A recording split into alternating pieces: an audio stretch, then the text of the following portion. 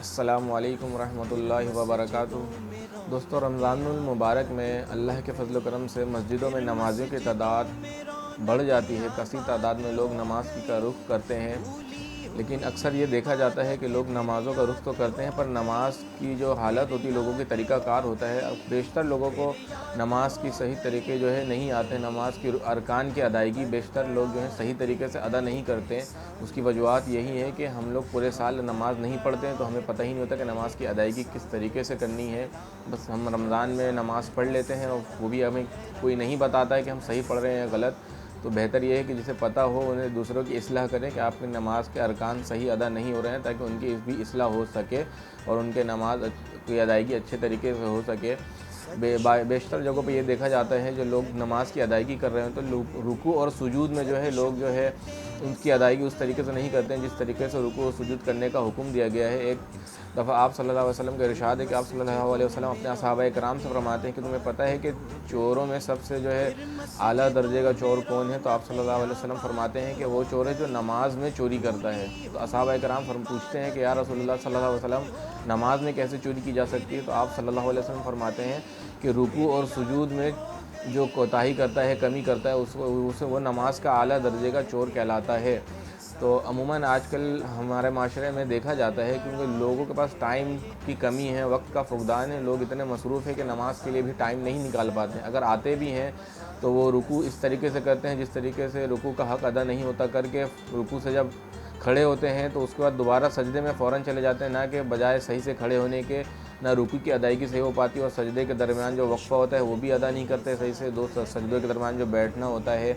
یا سجدے کی جو ادائیگی کا طریقہ ہے وہ بھی صحیح سے ادا نہیں کرتے، کیونکہ لوگوں کو پتہ نہیں ہے۔ تو لوگوں کو یہ بتانے کی ضرورت ہے۔ اللہ تبارک و تعالیٰ سے دعا ہے کہ اللہ تبارک و تعالیٰ ہمیں اپنے نماز کی توقیف کرنے کی توفیق عطا فرمائے، نماز کو درست کرنے کی توفیق عطا فرمائے، اور جن حضرات کو پتہ ہے کہ نماز کا صحیح طریقہ کیا ہے، اگر ان کے ساتھ ان کے کوئی بندہ ایسا پڑھ رہا ہے جس کے نماز کے ارکان درست طریقے سے ادا نہیں ہو رہے ہیں،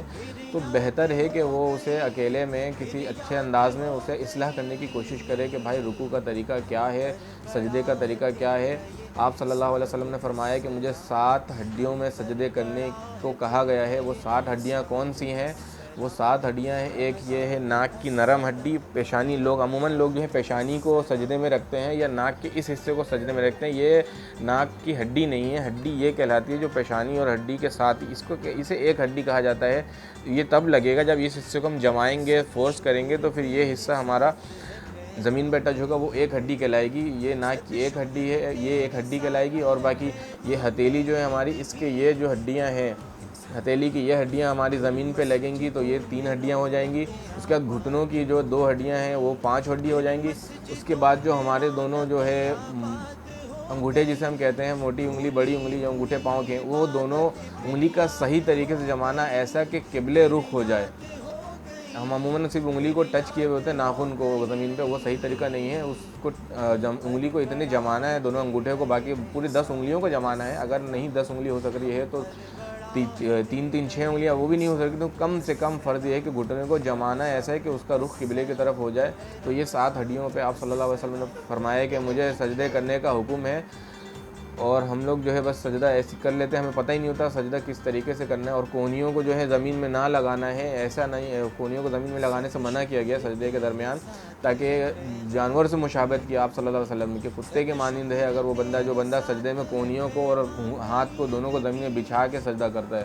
تو اللہ تبارک و تعالیٰ سے دعا، اللہ تبارک و تعالیٰ ہمیں صحیح انداز میں نماز پڑھنے کی توفیق عطا فرمائے، اور رمضان المبارک میں زیادہ سے زیادہ عبادت کرنے کی توفیق عطا فرمائے۔ اللہ تبارک و تعالیٰ ہم سب کا حامی و ناصر ہو۔ اللہ حافظ۔